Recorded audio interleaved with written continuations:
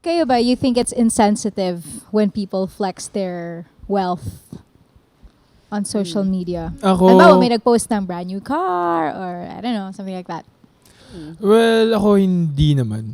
Ako din, hindi din. Parang lahat ng nakikita ko sa social media is para i-motivate ako. Yeah. Parang yun yung ever since na mindset ko.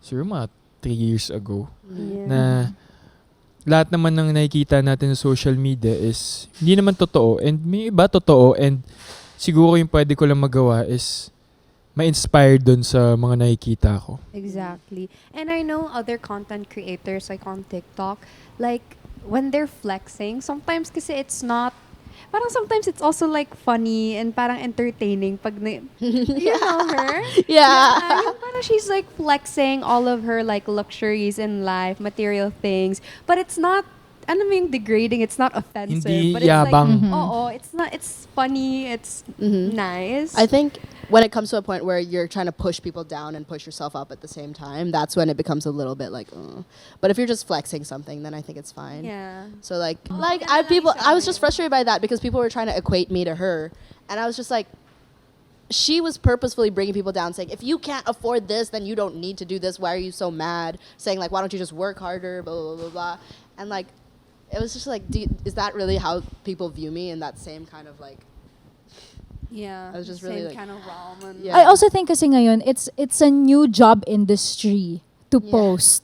Diba? Yun nga, influencers, that's what they do. Like companies send them things and then they post about it. So parang it's hard to escape that kasi parang the system is against us. Parang the system keeps feeding us things that we want. Parang it makes us want things.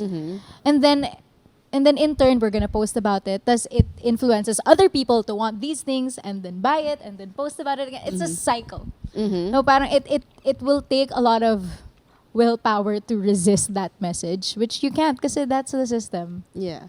I think It's by design. I also just kind of get, I don't get annoyed when people like flex their things. I'm happy for them, and it also is inspiring in a way. But I think sometimes I get just a little bit like irked out if I can tell, like, you know, they're trying to pretend to be someone they're not to flex. You know what I mean? That's when it gets a little bit like, that's where we draw the line. Like, Yeah. parang, she's just, or he's like just. it's like pretending or like, you know, something like that. Oh, I think yung term for that is like parang medyo, hindi lang sa loksal, parang lang catfish ka of your life. Yeah. Like you're pretending to be somebody else but you're actually not like that. Yeah. So you know what they say na parang kung sino pa yung meron talaga in life, like the wealth in life, sila pa yung hindi masyado nagfe-flex. 'Di ba? If they are man, yung mga hindi sila nagfe-flex, nakikita lang ng mga tao. Pero kung sino pa yung wala sa buhay, sila pa yung loud about the things that they just bought, that they just ganito, ganyan. 'Di ba? So, Ngayon nga, kasi nga it gives you validation. Yeah. And hindi yun, parang, ano siya for me, it's, like what I said kanina, yun na talaga yung system that's put in place.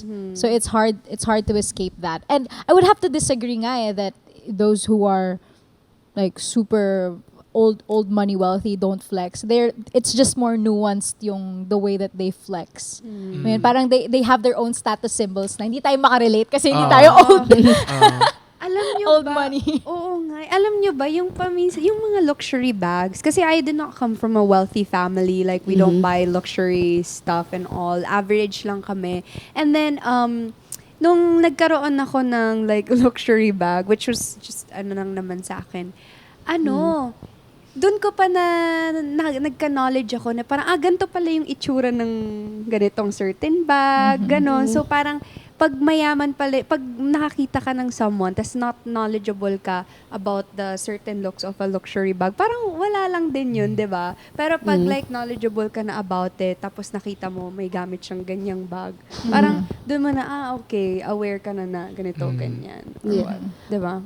Okay. I think- May point ba akong sinabi doon? No, gets ko yun. Kasi parang for someone, like, for example, someone na as in, like, walang-wala talaga. Like, pwedeng sa kanila yung brand na, I don't know, it's expensive. And then, for someone naman na middle class, yun yung baseline nila. And then, these other brands, yun yung gusto nilang ma-attain. Those naman na above pa that, yun naman yung baseline nila. So I get what you're Like saying. parang yun yung awareness mo about certain I think I grew up in a school. I grew up in ISM, which is like, I don't mean to. This is not like a flex. It's just objectively, it's the most expensive school in the Philippines, and so I was surrounded by a lot of people who were, you know, quite rich. Yeah. And I think the way I can tell when someone is wealthy is not by what they're wearing, not by like, you know, how their social media looks or anything like that. Because what I've learned is a lot of people, like some of them will even wear Shein, some of them will wear like Shopee clothes, you know what I mean? Like others, of course, they'll wear the classic designer stuff. But the way to really tell a rich person is by their experiences. What have they experienced in life? Because when I talk to people, sometimes I can tell you were raised wealthy. For example, let's say they travel often, so they'll bring up, oh yeah, when I was in this and this place, and I'll be like, okay, and this place and this place, or they went to boarding school, another example. Just by their life experiences, that's how you can tell if someone's rich. Yeah, actually, that's really true. That's really true. Sa amin kasi sa Lasal, ano eh. Yung pagkasabi Ano, saan tayo na mamaya? Ganyan. Ako nga rin eh. Nag-Ateneo ako, pero parang dun ako sa mga blockmates ko na ano, yung pareho na. Tapos Yung makikita mo sa yung... Gonzaga kakain, tapos kay Ate Rica's back sila.